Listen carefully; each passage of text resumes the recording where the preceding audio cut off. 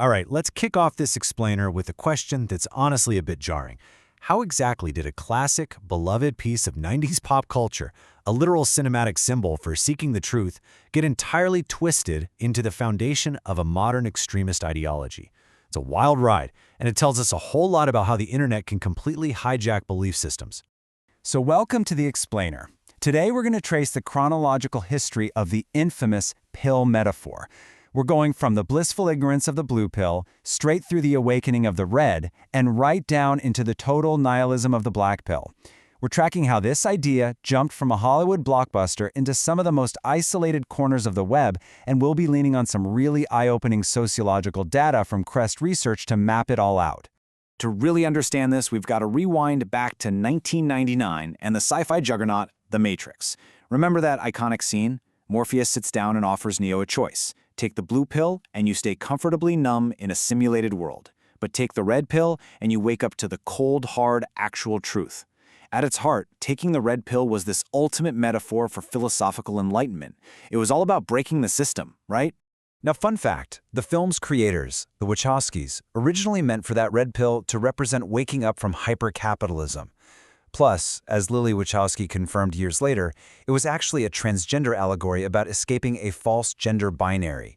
I mean, the metaphor itself was literally a direct nod to the red estrogen pills prescribed to transitioning women in the 1990s. But fast forward to the 2010s, and things take a massive left turn. The metaphor gets completely hijacked by what's known as the manosphere. If you're not familiar, this is a sprawling, interconnected web of anti-feminist online spaces. We're talking men's rights activists, pickup artists, and incels.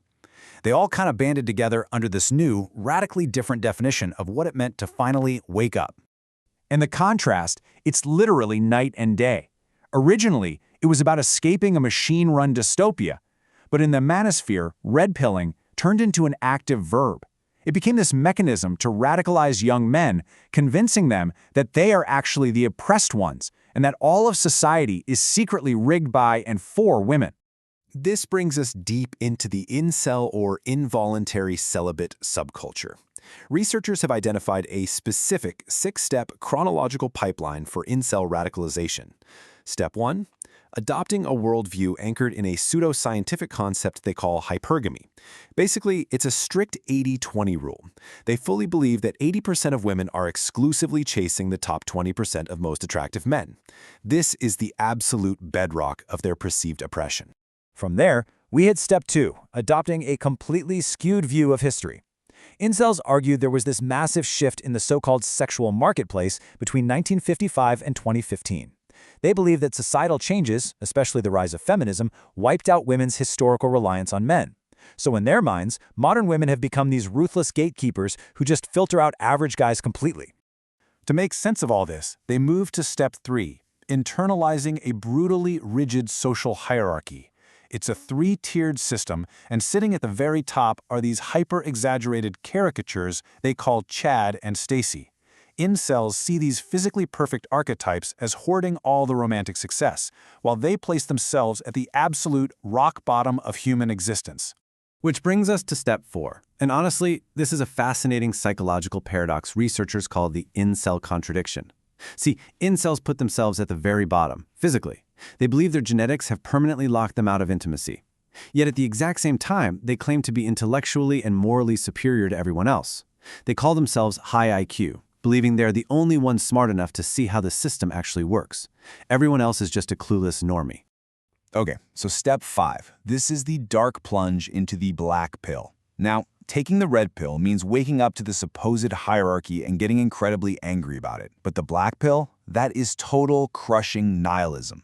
It's the absolute belief that this hierarchy is completely unchangeable, that you are doomed from birth purely based on your physical genetics, and there is absolutely nothing you can do about it.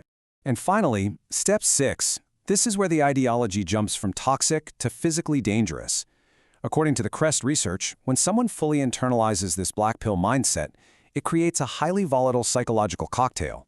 They call it the triangle of central factors driving violence, deep misogyny, an intense jealousy of anyone who can form relationships, and this extreme, deeply rooted entitlement to sex. On a personal level, the fallout from this pipeline is absolutely devastating. Inside the community, this final stage of utter hopelessness is known by the bleak slang acronym LDAR, which stands for lay down and rot.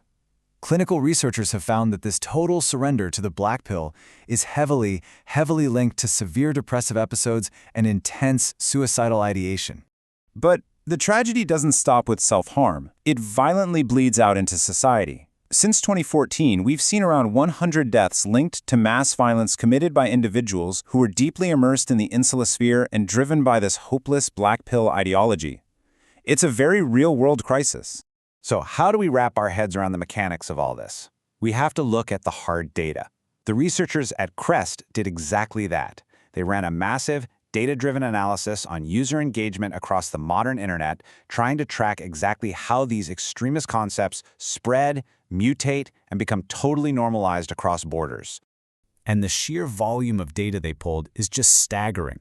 We're talking over 140,000 individual posts analyzed across 32 different online spaces, from dedicated forums to various subreddits. It really paints a picture of just how sprawling, interconnected, and highly active these digital echo chambers have become in recent years. Drilling down even further, they tracked over 10,000 unique usernames on just one major forum alone. Now look, it's absolutely crucial to point out that only a tiny fraction of these thousands of users will ever escalate to real-world violence. But the danger is that this massive network acts as an incubator. It rapidly normalizes these extreme, dehumanizing viewpoints for everyone logging in. When you plot this activity out on a timeline, some really clear patterns start to emerge. The data shows huge spikes in user engagement around major real-world events. Or, interestingly, when mainstream platforms ban these communities, they don't just disappear, they migrate. It effectively forces them to rebuild and surge in even darker, less regulated corners of the web. Geography matters too. By breaking the data down by location, researchers can spot exactly which spaces act as the long-term anchors for localized radicalization. Take the UK, for instance. A huge proportion of UK-based users rely heavily on just a few specific hubs. These forums become their daily watering holes, the central echo chambers where they constantly reinforce this black pill worldview with each other.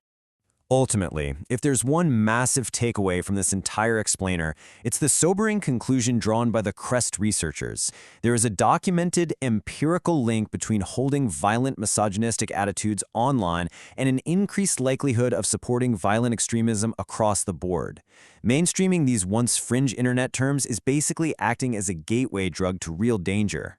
Which leaves us with a pretty profound, heavy question for the digital age. As social media algorithms continue to reward and amplify these toxic ecosystems, how do we, as a society, intervene? How do we step in when a beloved sci-fi metaphor for philosophical enlightenment gets weaponized into a literal pipeline of despair? How on earth do we counter a worldview where waking up ultimately just means giving up?